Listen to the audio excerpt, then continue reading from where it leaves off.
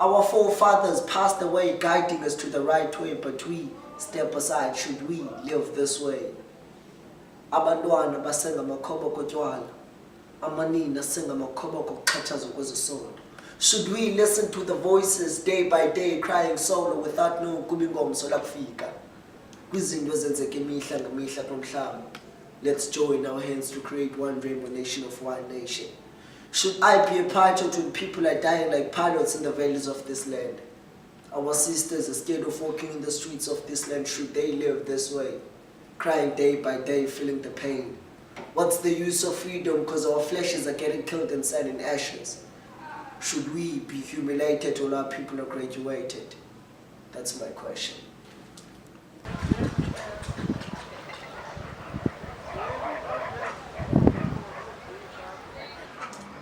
My name is Moki Cekisani.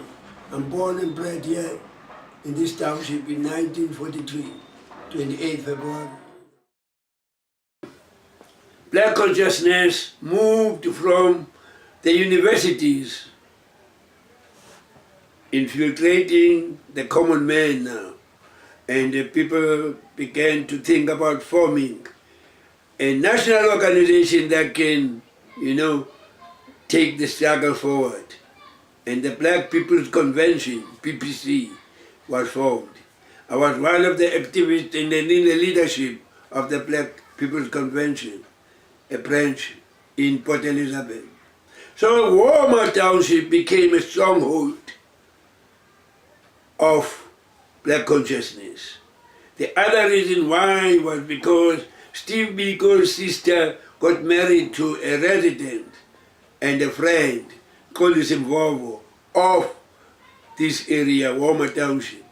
So this whole area and the people were very, very enthusiastic about Black consciousness, which was a philosophy that was not a violent philosophy, but an educating philosophy that is trying to cleanse you of all the negativities politically that you are having. Black consciousness is the way of thinking, the attitude of the mind. That's what they say.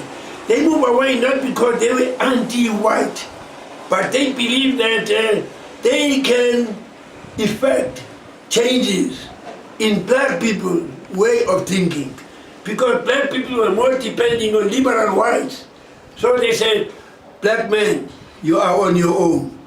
You need to think a way of how to liberate yourself, So the Black of Biko was not pigmentation. That Black meant those that were politically, socially, and economically deprived by law. Those were Black people. Now you find so-called colored, so-called Indian, so-called Chinese too belong there. Why? Because they were not voting. Biko said there are only two people, those that are voting and those that don't vote.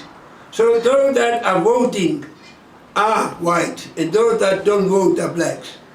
So they wanted to bring those communities together through Black consciousness, so that the white liberal students must change their fathers to try and treat Black people in a manner that is conducive to how they're treating white people.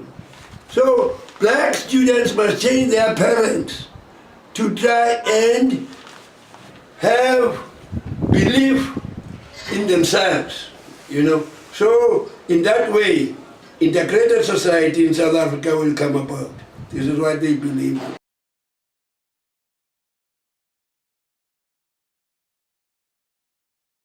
But I was the only one that also joined the Black consciousness, Steve Bantu Biko.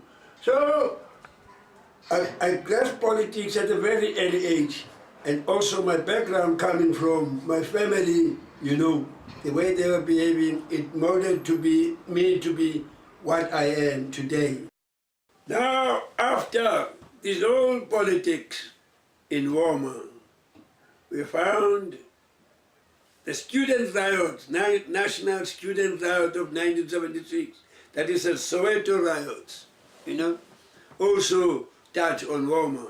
And there was a lot of politicking and a riot in Walmer. Some of the buildings were destroyed, and some of the schools were burned down, and that culminated into a lot of young activists being arrested. 10 activists of black consciousness were arrested in this area and ultimately sentenced to 5 years imprisonment each. I was detained without being charged for 13 months in Grahamstown with some of the other national leaders like Peter Jones, Bani Pichana, Lizo Pichana, my other brother, Cekisani, and other Buiselo Madaka too was there. Yeah, Reverend Wessels was there. Reverend Makrina was also there, yeah.